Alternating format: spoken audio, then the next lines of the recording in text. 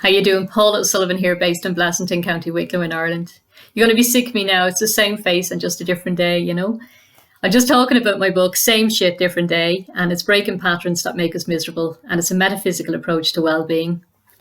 It's available on Amazon and Kindle in paperback and ebook form, and it's available in Texaco on the N81 in Blessington, County Wicklow, and they have 3 copies left on the deli counter at the moment. I'm currently out of stock of my copies at the moment, and I'll be reordering in soon. So please contact me, send me a message if you'd like to get a copy from me, or like that, check out with Texaco or buy on Amazon and Kindle, or those online stores. Book Depository, I presume, have it as well, and places like that, you know. So anyway, I'm just going to talk to you in this video about disassociating painful memories. And I have a section in my book about that, and I have 3 different techniques. One of them I've written myself. That's the one I'm going to talk about now. And the other 2, one is return to universe. And it's if a person or a situation upsets you, you can send that energy back into the universe. And it's a very good technique. I've used it myself. The other one is photo disassociation. I've used that as well because I've experienced so much emotional and physical abuse over the years. So I've used that to get over memories of that. Things that would still be disturbing you and keeping you back, holding you back, you know, stuck in the past. Which adds to depression, and it adds to feelings of anxiety as well. So if you're suffering from stuff like that, you know, there might be some emotional, also addictions as well. A lot of people who have addictions have some deep emotional pain in there that hasn't been dealt with. This can help with that if you want. So I'm hoping these techniques will be useful to somebody anyway, you know.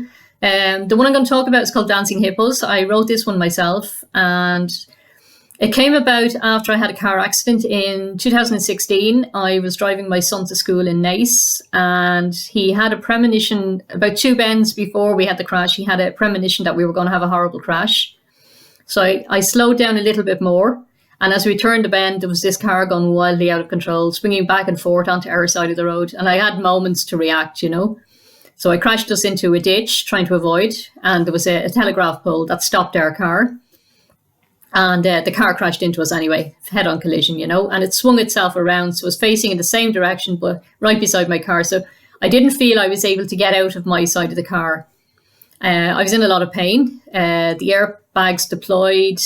My son and myself got hit in the chest, like getting hit with a wall. The car filled with smoke. That was frightening. We thought the car was going to go on fire. We were both in a lot of pain. I was terrified for him. I'm terrified for myself. It's a very frightening situation, a very emotionally upsetting situation, you know.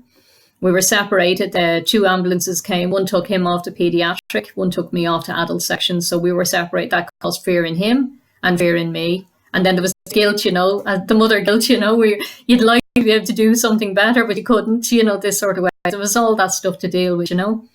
Well, I discovered a little bit more about the mind. I'm very interested in the mind and how everything is... Everything we feel starts with our thoughts about things, you know, and that creates an emotional reaction. And I've mentioned this before in other videos as well. The thoughts create a feeling, and then the feeling goes back up to your mind. You're trying to make sense of that feeling, you know, and you can create a whole scenario in your mind with this, you know. And the same thing happened to me after the crash, you know. I noticed that the mind it wasn't bad enough that I'd had the crash, but then the mind wanted to keep repeating this in my mind and bringing up the feeling. And each time you think it, you feel worse and worse. And then it starts bringing up scenes of what might have happened. So it's not bad enough, you know, survived, you know, you got away, you're a bit bruised and sore and all the rest, but we were okay. We'd nothing broken, luckily, you know, nothing broken, you know, but we got out of it. But the mind isn't happy with that. It wants to keep presenting other worst case scenarios and disaster movies. I mentioned this in mind movies previously as well. It wants to keep creating this stuff, and it makes you more and more fearful. And if you allowed this to continue, it would create some kind of post-traumatic stress disorder in you. And you'd probably never get back into a car, or even, I say it would affect you that you'd even not go out socially after a while. You just want to stay in a place that was safe. And I knew this, and I said, I'm not allowing this to happen to me. You know, so I've been using disassociating techniques for the past 10 years with different things, but this was a little bit different. This was really, really bad. This was probably the worst case I've had of this kind of thing going on, you know. It was relentless, but I started observing the thoughts. I wasn't giving in to them, but like that, you can't stop your thoughts. I mentioned this before. You can't stop thoughts coming. You can only become aware of thoughts, and you can stop them controlling you, but you can't actually stop the thoughts and the imagination coming. You need to just change it, change the form of it, you know. So what I was getting was First, it was the car. I just kept getting these flashback scenes of the car coming, hitting us, how awful it was, bringing up all the fear and all the rest, And I started observing this, and then that wasn't bad enough. What would happen then? Other things would hit us. Then the imagination started creating trucks hitting us and all sorts of things. And at one stage, I just started laughing. I said, "This is absolutely ridiculous." I said, "This has to stop." Because, the only thing that hasn't hit me so far is Ronald McDonald on a tricycle, or a hippo in a tutu on a motorcycle, or, a monkey in a truck. And I started just thinking, let's just get ridiculous with this and break the pattern of this before it takes me over and puts me in a cage, and I'll never be able to get out of it. You know what I mean? So I became aware of it anyway and started not taking it serious, because it is just your mind, and you don't have to take those thoughts serious if you don't want to.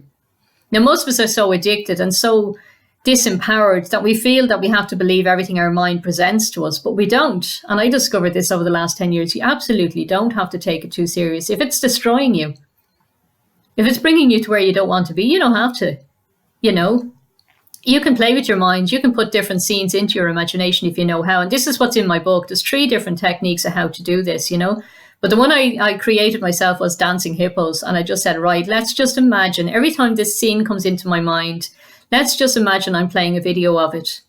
I'm an observer of it, and I'm watching, and here comes a car or a truck that's going to hit me. But what if it doesn't hit me? What if it's made of marshmallow and it just bounces back?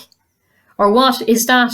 Ronald McDonald on his tricycle, or is that a tutu wearing hippo in there, or is it a dancing flamingo, or as ridiculous as possible, And then I imagined then with the video I could rewind it, I could fast forward it, I could flip it on its head, I could turn it into black and white, I could put stupid music in there, like Benny Hill music, stupid stuff, Then I could have hippos jumping up in front of the screen, doing a dance across, a tango across, anything, just as stupid as you like.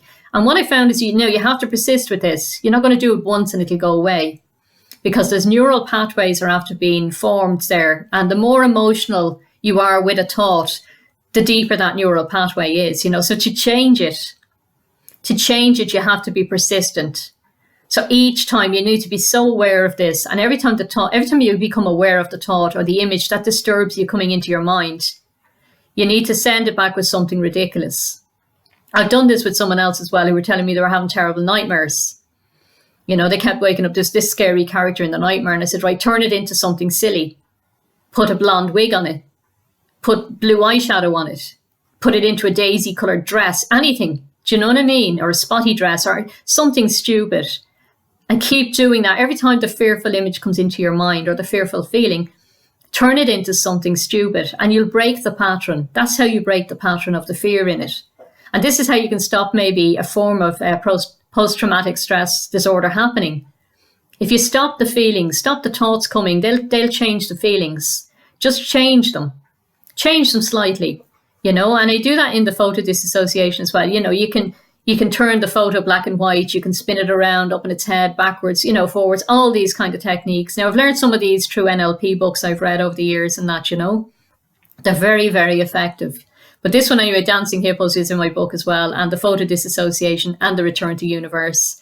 And I've probably rambled on enough now again. I'm trying to make these videos a little bit shorter, so you don't have to marathon watch these, If you have any questions or you want me to elaborate on anything, quite happy to share anything I know. That'll help.